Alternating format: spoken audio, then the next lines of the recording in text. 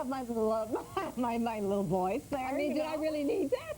Oh, absolutely. I have been such a great fan of yours. You are so super. Tell me about this opera connection you and I have. Oh, well, you know, they called an army brat. I was a Metropolitan Opera brat.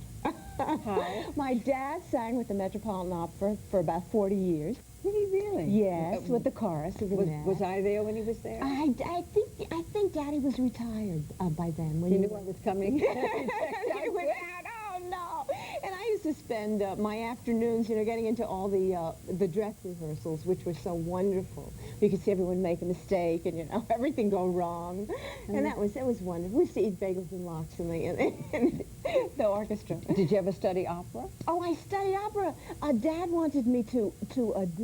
It was in the time Ed Sullivan's show was the biggest thing on it. Daddy wanted me to do pop, and my mother wanted me to do coloratura, soprano, to be Beverly Sills, of course. So why did you become an impressionist? Daddy thought it would be better if I just did, you know, things that made lots of money, and he didn't think there was a lot of money in opera, as Dinah Shaw would say. She's so wonderful. And then somehow I did the Funny Girl after Miss Streisand. I did the National Company, and I got into. That's where I saw you. You saw me do that? That's where I saw you. Where? In L.A.? Must have been because I sang a lot in L.A. Chicago, or LA. Worked a lot in L.A. Yeah. I knew I had seen you work before. Yes, I did it for a year, and it was great because I got a chance to do Fanny Bryce. You were wonderful. It was really very good. And I got a chance to do Barbara Streisand, and that was great, too. Really, do you know that two women were arguing in the lobby? So I wish I could remember the theater. One said that you were Barbara Streisand's sister, and the other one said, "We're seeing Barbara Streisand, I swear to God." No, they keep confusing me. I'm not. Barbara Streisand does have a sister, and her name is Rosalind Kind, but they get a little bit confused sometimes. How do you do this? Do you study, mannerisms, You mean, how do I study? Well, you know. Mannerisms are one thing, and I think you can stare and watch exactly and get all of that. But the pitch of somebody's voice. Yes. Are you zeroing in on a pitch? How do you do this? Or? I do. It's a trick, and I haven't really ever figured out. It's a kind of a magic, a kind of a magic. Hello. And if I really could tell you, you know, it would lose its magic. I did a show called The Copycats, and I was the only gal on the show. And consequently, I had to do all the women. I had to do Dr. Who, the best timer, because she's so cute and everything is very sexual, all right? Right? Well, a lot of characters. A lot of characters. I got 20 guests here. And I studied. I mean, there were people that I couldn't do, and I said, if I'm the only woman on the show, I'm going to have to really figure out how to do some people that I couldn't do. And there are a lot of people that I can't do, and I play records, and I watch Has Dr. Ruth ever seen you do this? Oh, she certainly has, and she said, I don't want you to do commercials anymore because they should pay me for it. All right?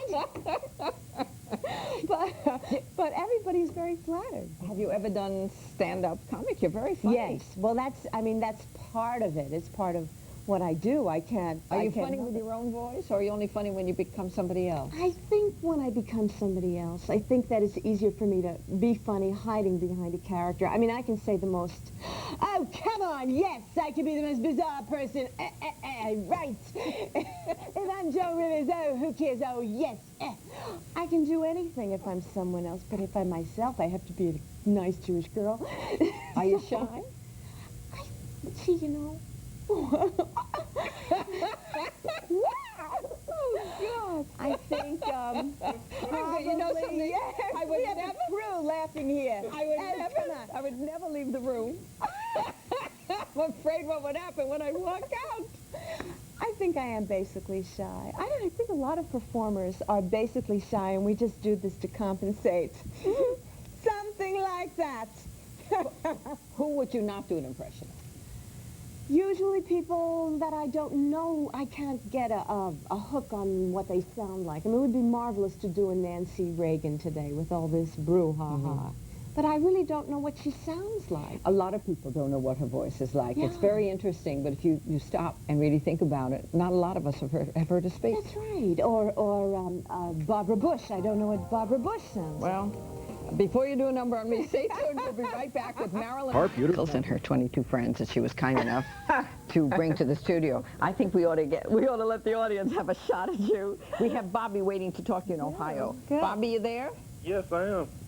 Hi, Marilyn. I'd like to know, what is your most favorite impersonation? My most famous or favorite? Favorite.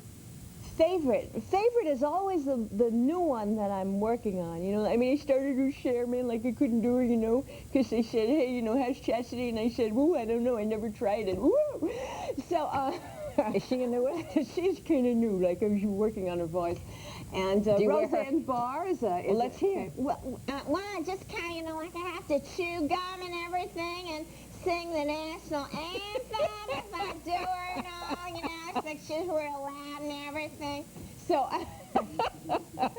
so it's always the person that I'm working on latest that's the favorite. Let's go to Jeff in Illinois. That's the only way I'm going to get you to do all these. Jeff, are you there? Yes. Hi, Marilyn. Hi.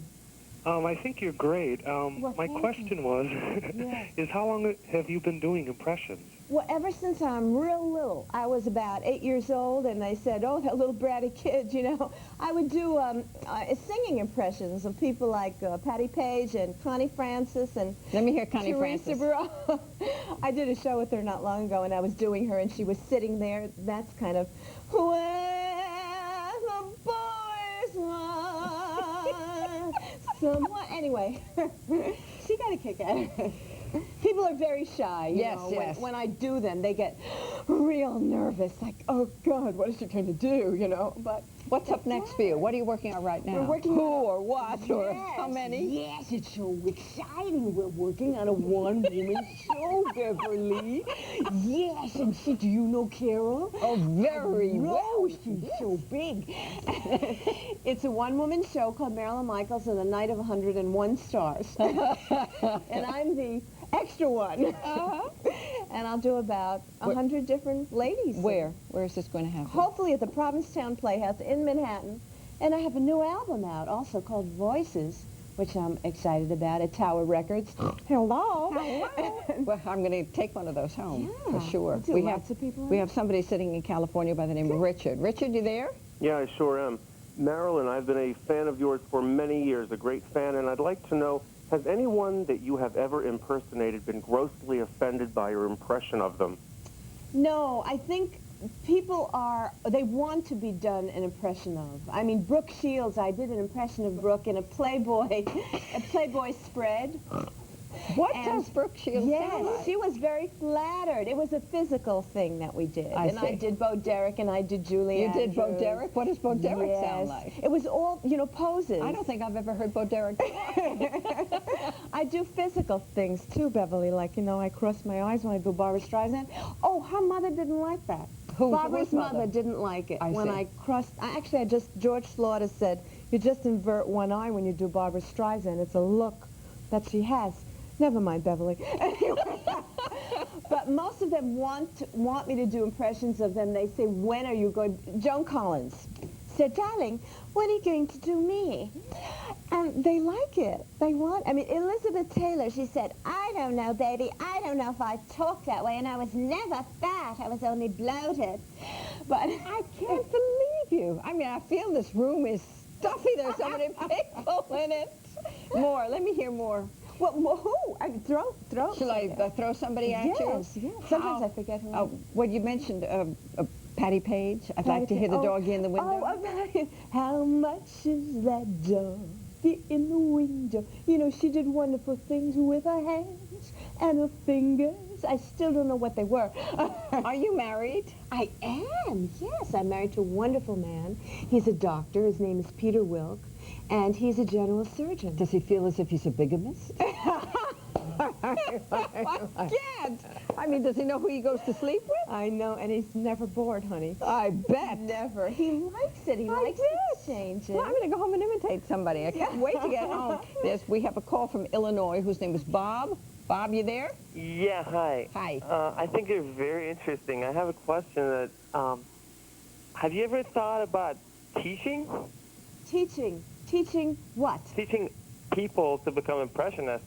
Well, that would be a kind of an interesting to do, yes. I mean, people who, when they stop doing whatever they do, whether it's sports or whether it's music, eventually teach, and that would be an exciting, interesting thought. You put a good thought there. I think that eventually I'd probably enjoy doing that. What would you call the course? I don't Oh, Beverly, I'm going to leave that to you to figure it out. Other voices, other rules. Yes, how to do crazy things and have fun doing it, make a lot of money doing it. But I remember you having a very good, legitimate voice. Yes, yes. I'm basically and started out as a singer, and I am a singer, but you know, today in the pop field, well, you have to be Madonna, and you have to be, I don't know, holding your crotch or something in order to sell lots of records. Leave her mannerisms, but let me hear what that voice sounds like, if there is one. Oh, yes, Beverly, but you know, it's really, it's hard to be me on the spot. I could soon have been Jacques darling, then I could do myself, and it's very difficult to do it just like that, and of course I can do her, because it was very easy for me, you know, when I was going with that policeman, and I didn't know what happened, I was in the car, and I was walking, then I gave him a smack. It was really nothing, darling. It was nothing, it was no problem. Sing in your own voice, just 3 bars. I want to hear it. Oh, God, I'm on the spot, I really am. Let me hear you. Mama love, Mother dear, I'll always call you Mama love. That's for your mom. That's for my mama. Yeah. Oh, God. I know. I'm very close to my mother, too. So. Do you have kids? I have a little boy, and Yeah. he's 7.5. And He's gorgeous. does he know who his mother is? No, he says to me, he knows who Mommy is, but sometimes he says, Mommy, do that little lady character, and he puts his finger up, and I know that he means Dr. Ruth. Well, and he shut up and go to bed. This, I want to meet your son sometime. I've really enjoyed listening to all of you. Oh, Beverly. I really have. This has been a wonderful experience, and don't you dare do anything with my voice. I want you all to watch Talk Live at 10 Eastern Time when Ross Crystal will host. His guests include New York Times sports columnist Dave Anderson and rap singer Daddy-O. I bet you can.